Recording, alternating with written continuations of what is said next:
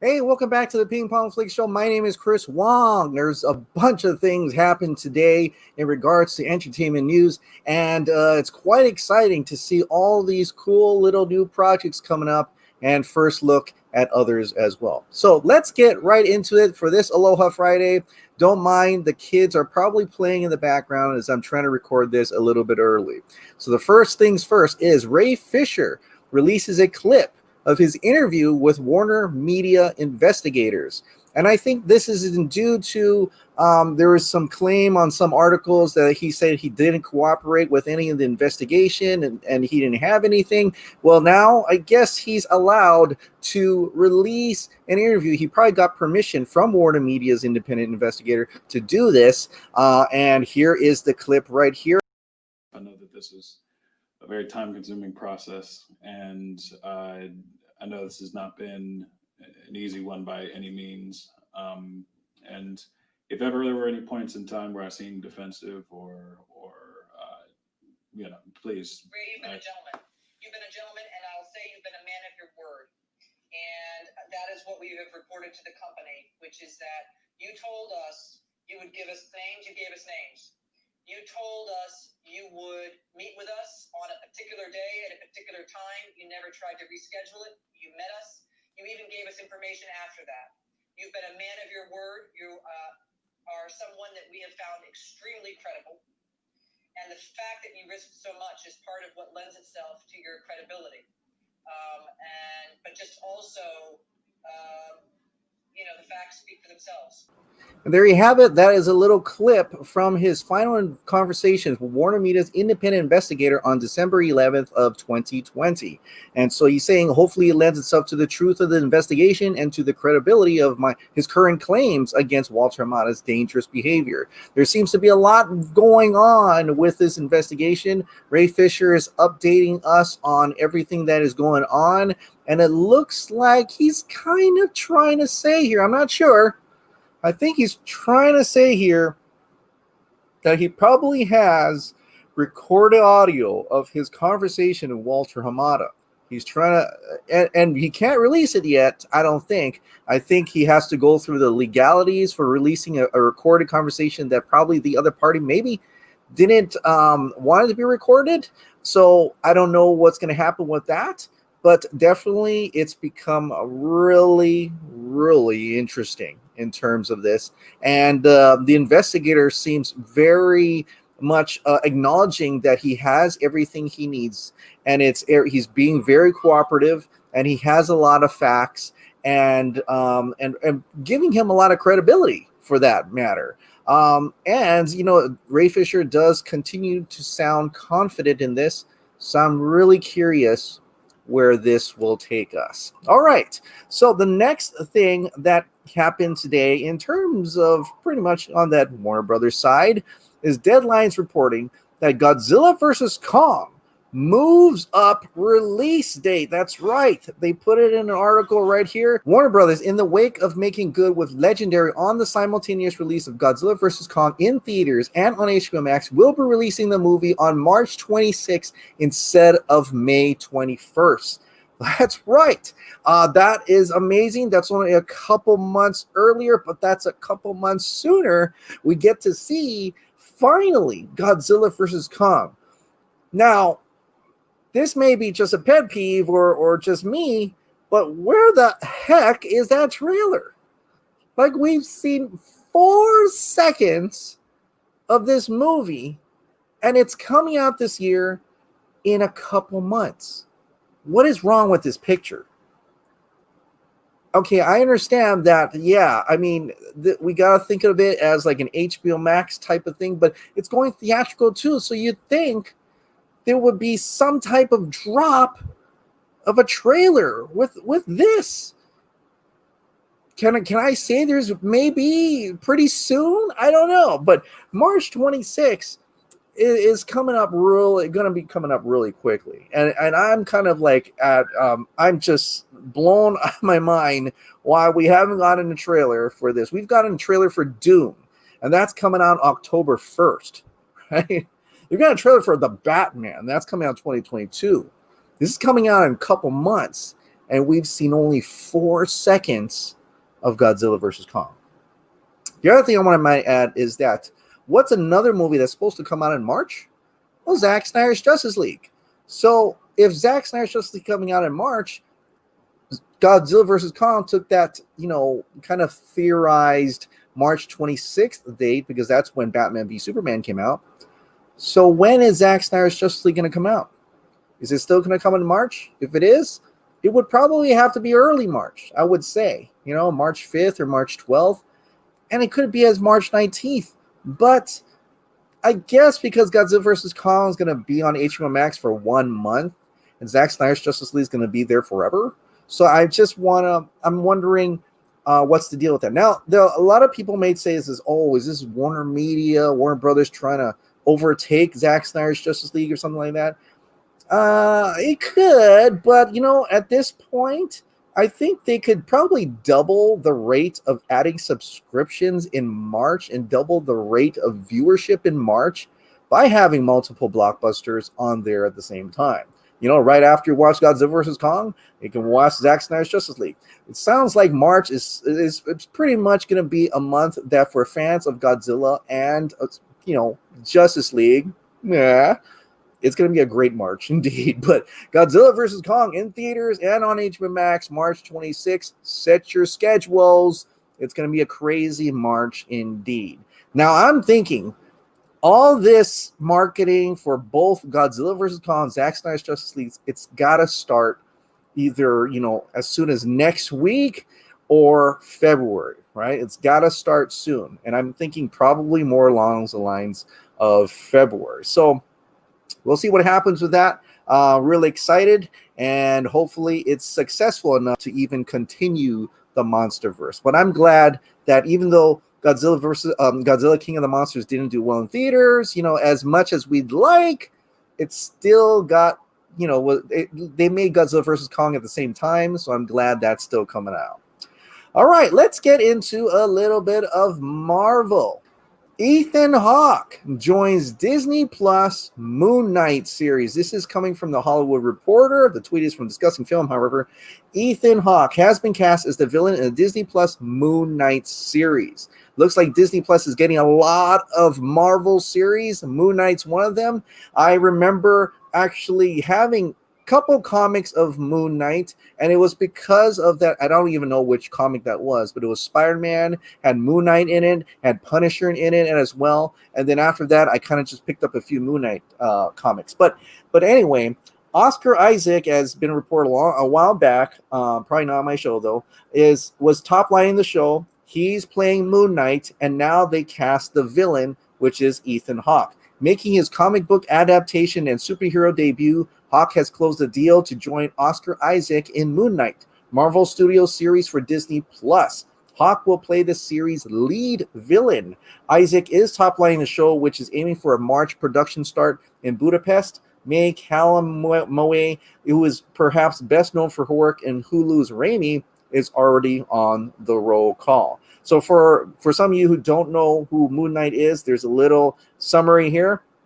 Moon Knight has had several incarnations over the decades since his debut in 1975, from being an ex-Marine turned mercenary with multiple alter egos to being a conduit for the Egyptian moon god Khonshu to most recently a dapper consultant. In the modern comics era, one of the story has been the character's struggle with multiple personality disorder. Although at this time it is unclear who Hawke would play, but Moon Knight's arch nemesis is a villain named Bushman, a fellow mercenary who turned on the hero when Egyptian gold came into the picture. So he could possibly be playing Bushman, but I've seen a lot of people talk online about all these different villains that he could play, and one of them was like a vampire. So obviously I don't know much about this series or Moon Knight as much as those few comics and when he partnered up with Spider-Man, but definitely looking forward to seeing what this show is all about. All right, so the next topic is another series that is going to happen, and it's one of those things just like Power Rangers. that Paramount and that Hasbro's film entertainment studio called E1, they're going to make the Power Rangers movie and the series, and it's going to have a connectivity to it. So now they're going to do that for another property, Dungeons and Dragons. The Dungeons and Dragons live action series is also in the works. Derek Kolstad, the creator and writer behind the John Wick franchise, which is an awesome franchise, I can't wait for number 4, has been tapped to pen and develop a pitch for a live action series based on the Dungeons and Dragons universe.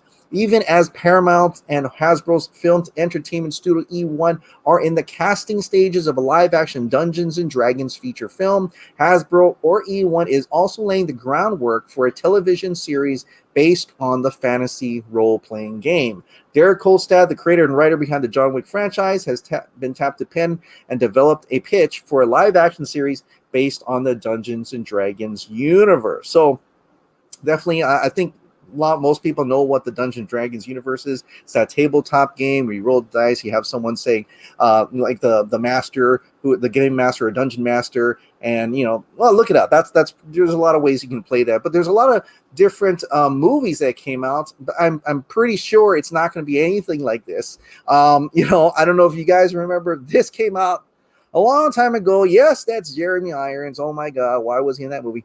But it wasn't good. It wasn't good at all. And even though I watched it a couple times, I even had the DVD because it was on sale at Blockbuster. But it's I'm hoping for a better one. I know there was a couple projects that came out after this one, but it looks like they're getting, with the all the technology that we have now and ease and the CGI that are really good now, Game of Thrones or the technology they use in Mandalorian. I don't know if they're going to use that here, but definitely there are many ways to make a great fantasy universe. I mean, they've got Lord of the Rings. They're making Lord of the Rings series. Now they're going to have Dungeons and Dragons series plus a movie. It could be pretty exciting once again in this genre, fantasy genre. And so I'm kind of eager to see what they can do with that, and not this, like erase this and give us something really cool for Dungeons and Dragons. All right. Now another adaptation that is coming out is HBO's The Last of Us. Apparently they found a new director. This is coming from the Hollywood Reporter. HBO's The Last of Us has found a new director. The new director's name is, I'm going to totally butcher this, Katamir Balagov. The Canny's darling behind drama Beanpole has been tapped to direct the pilot for the adaptation of the hit video game.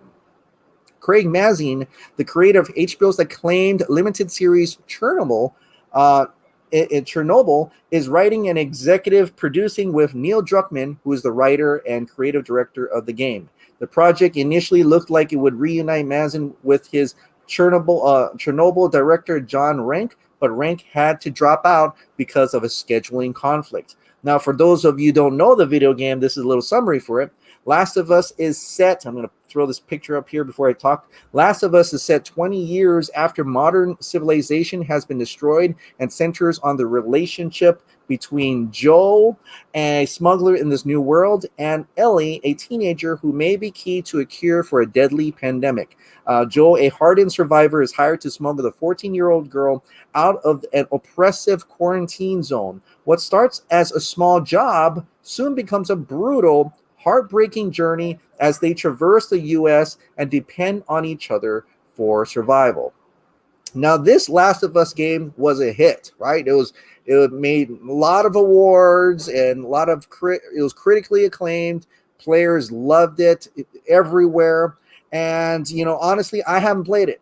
Yeah, you're like, why have you played? I didn't have time, but I know that it was a good game. I've watched kind of, so instead of playing, I kind of watched the game, if you will. You know how on YouTube they're put all the cutscenes together to make like a movie? Yeah, I've watched it. It was really good. The second one is good, but it's not what you expected. And I think a lot of you who know all the controversy about the second one with Neil Druckmann and everything, Yeah, definitely. I don't know if anybody is. I think there's going to be a lot of people excited for this, but I'm wondering if they're going to go beyond Last of Us. Are they going to make a new sequel to it, or they're going to continue that story that was in the sequel as well?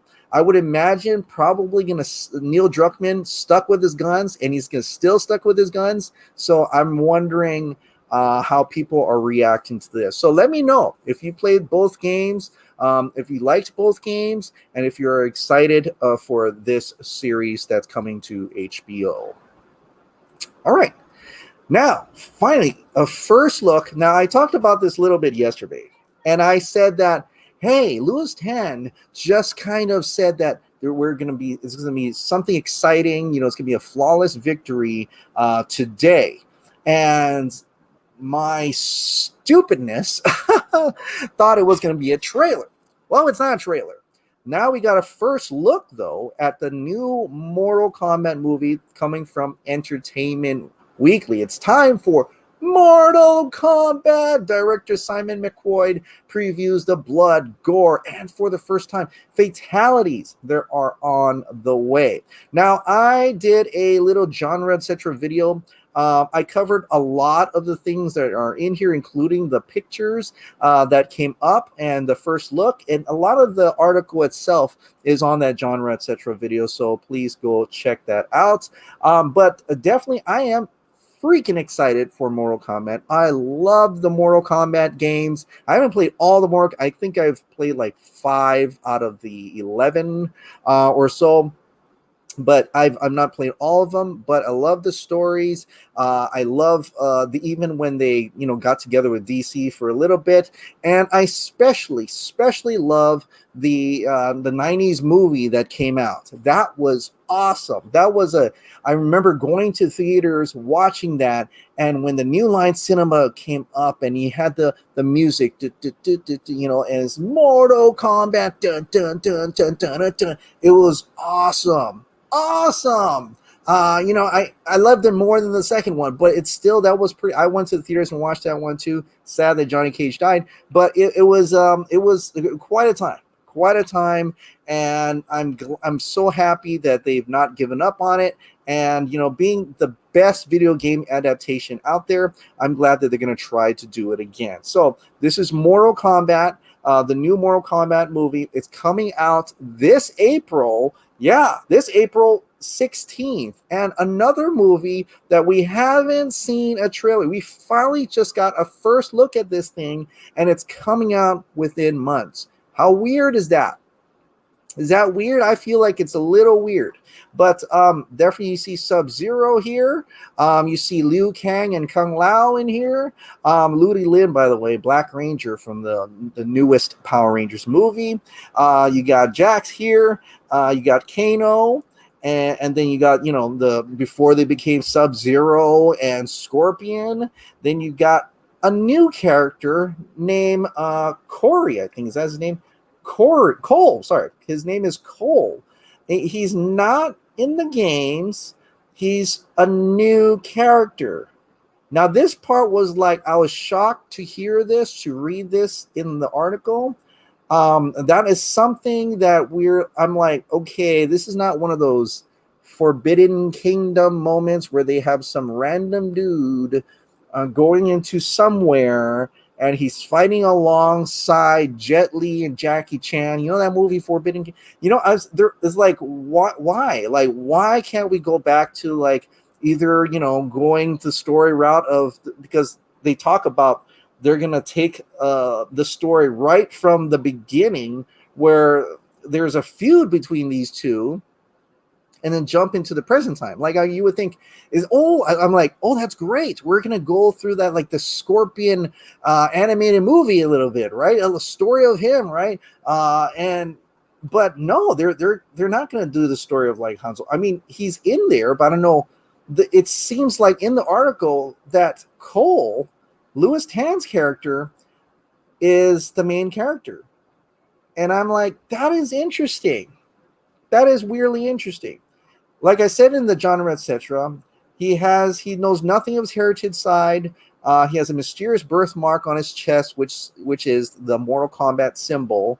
And he's being secretive on what that actually means, but it seems like it's his journey, and he meets up with the Mortal Kombat characters with that. So I'm really wondering how that's going to play out. I really thought it was either going to do the same thing where we're going to follow Kung Lao and Liu Kang especially, or Scorpion, but no, they're gonna have this guy be the main character. Louis Tan is an excellent martial artist. I'm actually glad there are martial artists in this movie, and so I think the fight scenes are gonna be really, really cool. Now they talk a little bit about this. I never actually put this in the genre etc video, but it says this, that they want to respect the material. They want the lore of Mortal Kombat, the fans, and the love they have for this. Everyone was clear that when they make this, we fans it would have to be made for us. So there's going to be a lot of blood. There's going to be a lot of gore. And as a joke, McCoy, the director, told stunt coordinator Kyle Gardner to craft the best fight sequences ever done in a movie ever. In reality, these action pieces are some of the highest rated elements of the movie to come out of early test screenings, according to McCoy and Tan. So it looks like people loved it. We need to be smart about how we go about the fights. And there are times you'll see when you see the movie when it's just, F it, let's have some fun. So McCoy is still editing the film, but he already knows it's definitely not going to be PG-13. Out of context, this quote might seem incendiary. It's not. The rules around ratings aren't what a lot of people think they are. It's amount of blood, it's amount of red, it's interpretation of how you go about it. We had a lot of discussions about getting the balance right. So there was gore and there was blood and there were fatalities. Yeah, there is gore, blood, and fatalities. Fatalities. Like real fatalities, right? Fatalities as in the dramatic finishing moves from the games that often involves severing someone completely in half or ripping out someone's spine will be realized for the first time in this Mortal Kombat movie. There are some crazy fatalities. We picked a couple of iconic ones. There are a lot of really cool signature moves that you'll see, a lot of Easter eggs that we snuck into the film, but there are some really badass fatalities that I can't wait to see on the big screen.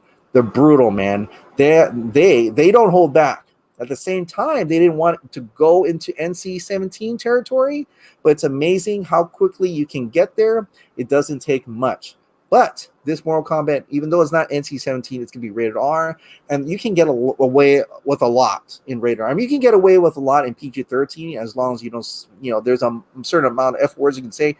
But with the gore factor in here, and it's rated R, and they're almost in NC-17 territory, this is probably going to be the brutalest live action Mortal Kombat you've ever seen that comes even remotely close to the video games. But I still got to see a trailer, though. I still got to see the trailer. Some of this looks awesome. Some of this looks, yeah. But, Kano, yeah. But, I want to see how this turns out. I love what they did with him. But, I know there's a lot of memes out there talking about how he looks like Steve Harvey. That's why my genre Centra had Steve Harvey in there. But definitely still excited for this new Mortal Kombat movie. Hopefully it's a good time and it's a really fun time at the movies. All right. Well, that is it. Let's get into the Ping Pong Flix members' comments and questions. Like I said, if you want me to read your comment or question on the video for the next Daily Show, please join us down as a member down below and then put down a comment or a question. All right, the first comment or question, I'm going to go backwards. James Lex. Hi, Chris. I have a question. If Zack and was allowed to film the original Snyder and Terrio JL script in 2016, how long would JL be? I doubt it will be 4 hours. Well, I think if he did the original script, because he did say, you're right, he did say that the movie that he shot in 2016, that's the movie we're going to get. And that's the one that it was already altered the script, right? They had to revise it. So it's not the original script. If he did the original script, I think it would have been longer than that. I would say maybe 4 to 8 hours. I mean, it would have been like 6 to 8 hours, I would believe, because there's a lot of nightmare stuff that are in that original script. And so I would believe that would have been a two-parter, 4 hours each, and that would have been how that turned out. Or it could have been like Justice League 3 as well. So I don't know, 6 to 8 hours, I guess, would be my guess. It could be 12, but I'm not sure. David Sherrington, I really enjoyed the new Power Rangers movie. The score was epic as well. Loved watching with my son, who also likes them. If it's good, it's good. Great video, Chris. Well, thank you so much, David Sherrington. Me too. I love the new Power Rangers movie. I still have it, and it's great. My kids love it. But definitely, I wish a lot more people loved it. And I wish it made more money at the box office, well, even if it did, maybe if they made a lot of money, they wouldn't have sold that off like Saban would have said, I gave up on it. I think he would have kept on going, and Lionsgate would have put more invested in the next one. Jim Allen, we're with you, Chris. Well, thank you so much, Jim Allen. Appreciate it. Doobie, my response to Mr. Hamada, it's interesting how quick to be dismissive you and other people are being. Anyone who's followed, or done any research knows the long history of mistreatment and mismanagement the higher-ups of Warner Bros. Have put the staff of the DCE through. From Tsujihara to evidently Hamada, much of which was focused on Zack, example, using his daughter's death as a cover for pressuring him out and replacing him with Whedon. Contrast that with giving James Gunn bereavement leave for the death of his dog. Affleck's experience with the studio, being a large contributor of his relapsing into alcoholism, so on and so forth. So, if we, apparently not you, as in Hamada, know and have acquired all these little tidbits from the outside looking in over the past few years, why is it so hard to believe a person who went through it, that work environment was poor? That's some sort of resentment and immature belief that because these people get paid well compared to us, have fame, and seem to have all the glamour we imagine comes with such that they should suck it up and take all the Hollywood BS we love to gossip about. Feeds into the air of superiority that people used to cope, which actually doesn't help improve us little people's quality of life. The wrath is misplaced. Awesome message. And yeah, if I don't know if Walter Amon is listening to this, but if he is, take that to account. Doobie, maybe Evans is coming back as an old ass man as an advisory role, or an old friend. Literally, Sam and Bucky visit. Yeah, you're right about that. That could definitely be that too, because he didn't die, right? He's just old. Maybe he's just at his house fixing up some things, having coffee or something. Maybe they take him out for coffee. Yeah, maybe they go to a diner and says, "Hey, Steve, you gotta tell us about your life." And what are you gonna tell Sharon Carter? What are you gonna tell her? Is there still a Sharon Carter? Like, did something happen and Peggy? There's like no Sharon Carter now. I don't know. And they've never explained that one. Sharon Carter. What happened to her? James Lex, hi Chris, I have a question. If Zack was allowed to film the original Snyder and Terrio J.O. script, and I replied that to my last one. Thanks, James, though. David Sherrington, sorry for a Ray Fisher rant, but I couldn't keep it down to a paragraph. Last I'll say about it. I agree with them not wanting the Zack Snyder's Justice League universe from growing 100%. We should absolutely watch the hell out of it and stick to them. I'm sure we don't need much encouragement on that front. I believe Mortal Kombat is the nuts. Great video again, Chris. Like the extra content. Well, thank you so much, David Sherrington. Brandon Hayes, glad that you're going to be covering other genres. Would you be open to also covering certain brands of anime, mainly the popular, well-known masculine brands of anime like sci-fi mecha-based shows? I'm a huge fan of Mobile Suit Gundam, specifically the UC Timeline, a big Gundam movie coming out in May titled Gundam Hathaway. That's a big deal in Japan, and will eventually get dubbed in English once it gets released. Well, if I get my hands on that big Gundam movie, I may just do a review for it. I love Gundam as well. I haven't watched all the Gundam, but I've watched Gundam Seed, Gundam Wing, and I forgot what was that Gundam where they were like, it was like a tournament battle. I forgot what it was called. But yeah, definitely, if there is a new movie coming out, I would want to check. I want to see how their CG is, and I'm always interested because I'm always wondering why we've got Pacific Rim. Why aren't there any more giant robot movies? Come on. The hell's going on?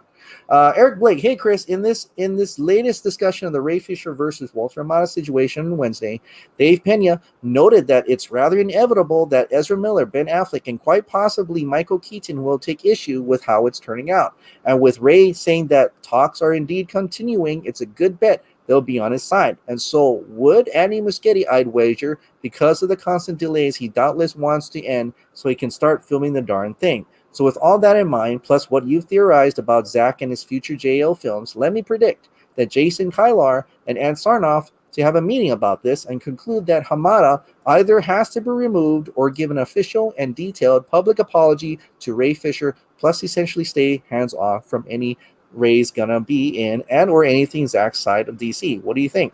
I would love that. I would definitely love to have Hamada do all that. I don't know if he will. But, and I agree that, you know what?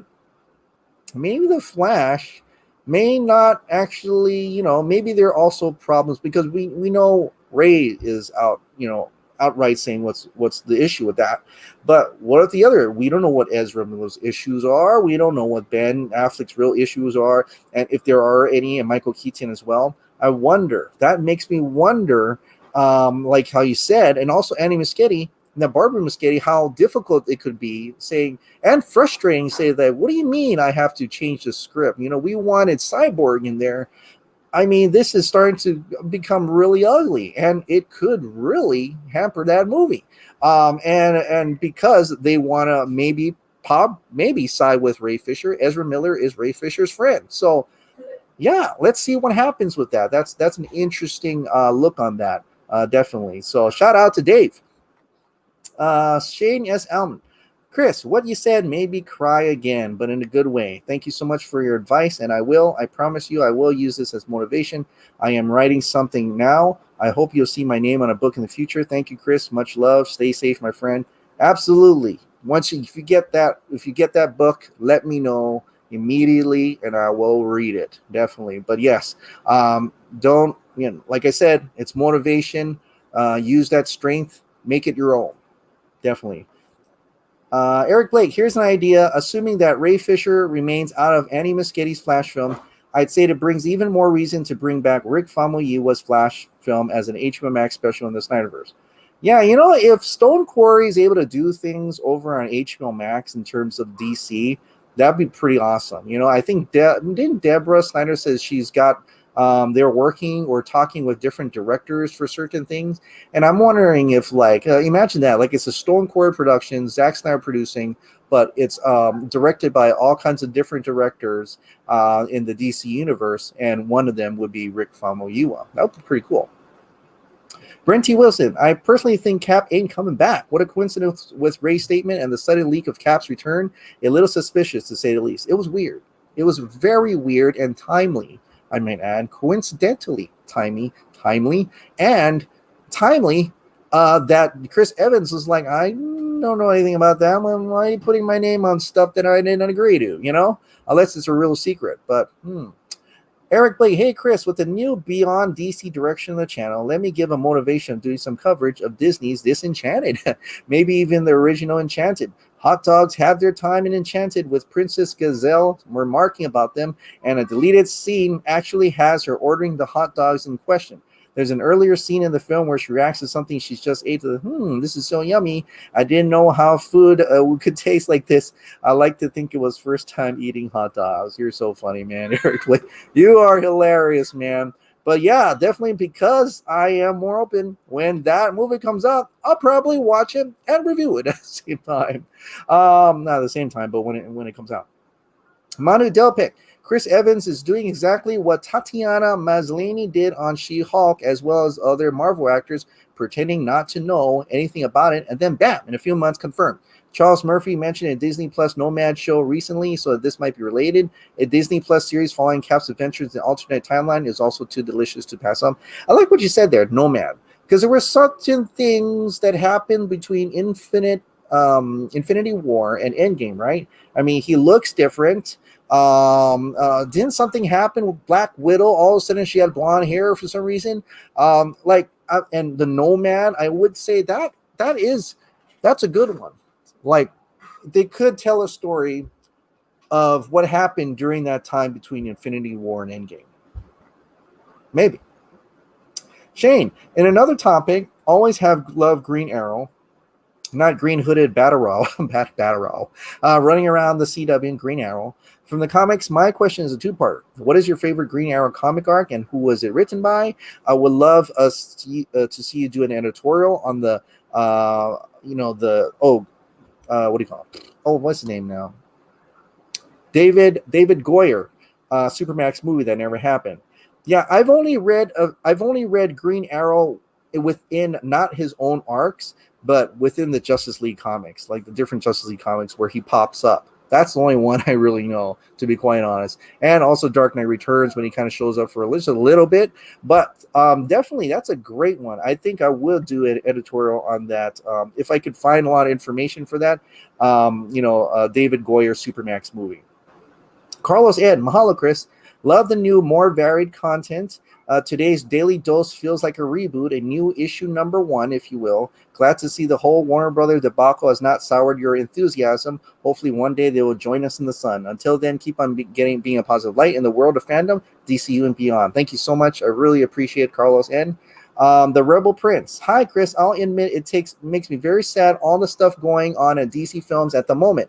2020 was a year I really got into DC Comics after always being a fan of the films for years. So it was a real comfort for me during the lockdown, and I bought over 100, DC graphic novels between March and September 2020 and read them all. Like a comment you already had, I'm not the type of person to just take things on face value just based on someone's word, especially when they're not actually giving details and evidence, and especially when it's been said a few times people have reached out to Ray for more details and they've received nothing.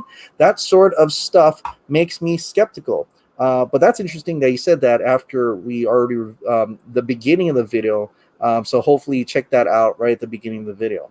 But also the fact that I've been aware of Joss Whedon's bad reputation for years and have known Jeff Johns is problematic for a while, then it makes me what Ray Fisher is saying. It's the approach of taking down every single person who was involved in even the tiniest of ways that I don't like. He could be coming for Jim Lee next just for backing Hamada.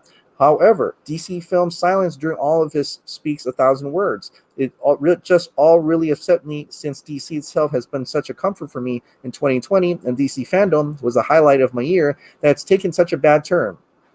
And the fact that we've been told the investigation was concluded, that it's still being dragged on and just giving so much bad press. It makes me worry for Zack Snyder's Justice League. All the bad press can't be good for it, even though the press is all to do with the reshoots. Aside from this, I'm delighted that you're moving outwards with your coverage of other stuff. I think we have very similar tastes in media, and I'm very excited to hear you reporting and talk about other franchises. Well, thank you very much. Definitely, yeah. I'm like you, man. I'm really disappointed and just really sad about DC right now. All these things are is really upsetting. And like I said, I wish I didn't know any of that. Right? I wish you just took it at face value, right? Took it, just as a surface level enjoyment, right? But I can't change what I know, and I can't change all that have happened. But definitely, if there's a future in which it changes, then I'll get more hype for DC. But definitely, I think Joker had a lot of bad press, and that still came out to be a very successful film. I think a lot of people were curious about it because of the bad press. So maybe that would get more people wondering to check out Zack Snyder's Justice League as well. I don't know. I'm just looking at it as a glass half full, definitely. But yeah, I think there will be a time again when DC will be the light in my interest once again, like the light. But I'm enjoying right now talking about Mortal Kombat and all these other Godzilla vs. Kong and properties like that. JF Kadrin. Hi, Chris. Are you watching Attack on Titan Season 4? If yes, what are your thoughts about it? Personally, I love it so far. I have not. I'm on Season 3, I believe. So I need to catch up with that. But thank you. Definitely, I need to. Thanks for reminding me. Peril. I believe those executives are also responsible for the masterpiece Batwoman. Even Variety gave a terrible review to the second season. They surely know what the fans want. Yeah, oh, they did, huh? that second season came out already. Yeah, I like I said, I changed my mind. I'm not gonna check that out. Red Coat Hanger Productions. I understand your stance and respect it, but personally, I want to support the creators making stuff at DC, whether film or otherwise. Some bad execs that definitely need to be put in their place shouldn't overshadow the good creative creators working on them, like Sandberg, Gunn, Snyder, and Jenkins. With that said, I respect the rebranding and your stance. They definitely need to be better. Oh, thank you so much. I appreciated your thoughts on that. But definitely, yeah, I'm not going to shine a light on it. I'll probably do reviews for it still yet, though. So like I would still watch it at least once to give my review on it, because I feel as a movie channel, a Flix channel, I have to give you a review. And if it's not a good movie, I'll definitely give you a review. And you don't have to watch it, so I'll watch it for you.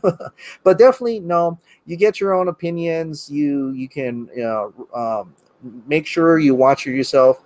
It's just that I'm not going to be focused so much on DC. It's going to be just another movie that I go watch, review it, give you my thoughts on it, and then I'll keep covering other topics as well. So definitely, yeah.